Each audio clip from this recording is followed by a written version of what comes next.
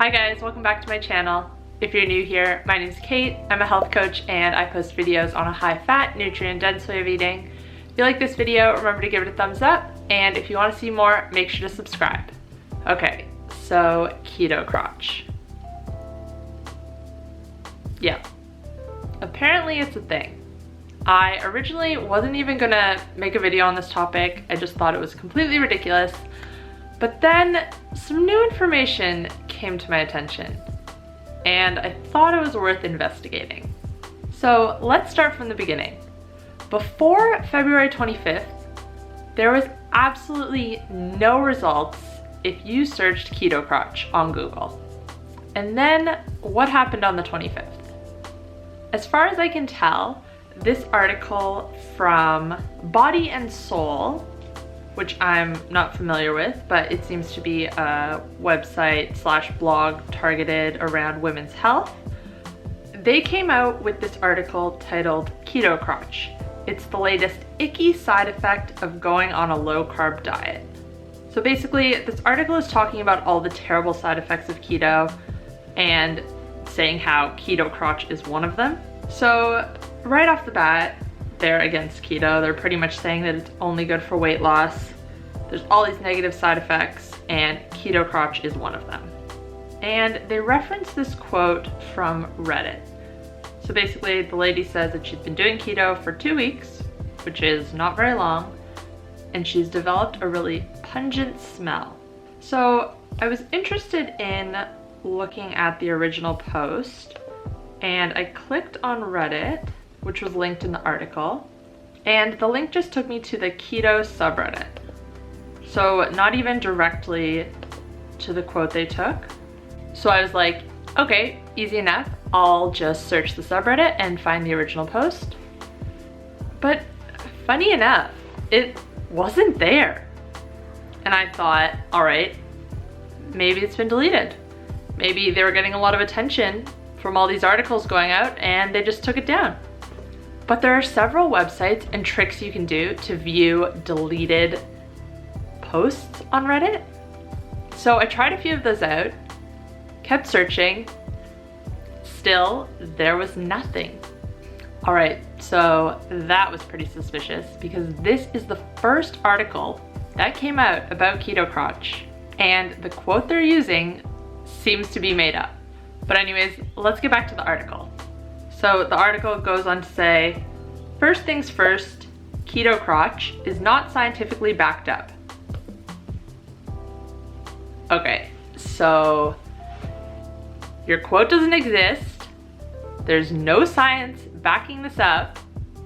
Oh, the article then goes on to say that keto crotch may be caused by the same things that cause keto breath. And let's talk about keto breath for a second. Keto breath happens when your body is first going into ketosis and doesn't know how to use the ketones efficiently. So it's producing all these ketones, it's not using them, so they come out through your breath and through your urine. And this may cause bad breath. But for most people, this goes away within a couple of weeks of starting keto. Once your body knows how to use the ketones efficiently, it's excreting less, it's producing the right amounts, and keto breath goes away. Now, this article goes to say that keto crotch happens for the same reason as keto breath, which doesn't really make any sense. If ketones are being excreted through your urine, they might make your urine smell, in theory, but they're not gonna make you smell all the time. The article then goes on to tell you what you should do about it, how you should combat it, and they reference another article from Healthline and they list a bunch of tips. But the funny thing is, these tips are not even talking about keto crotch. Keto crotch is mentioned absolutely nowhere in the article. They're talking about how to get rid of keto breath. So what this article is trying to do is just make an issue out of nothing. They're listing these tips on how to combat it, but it's completely made up. Now, I just want to say that I have never experienced keto crotch and I don't know anyone who has. It just seems really, really strange to me that a couple of weeks ago, nobody was talking about this absolutely nobody. And then out of the blue, all these articles are popping up.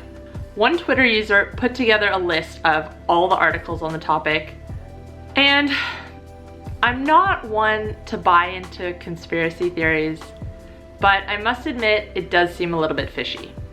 All of these articles popped up at the exact same time, and they're all based on absolutely nothing.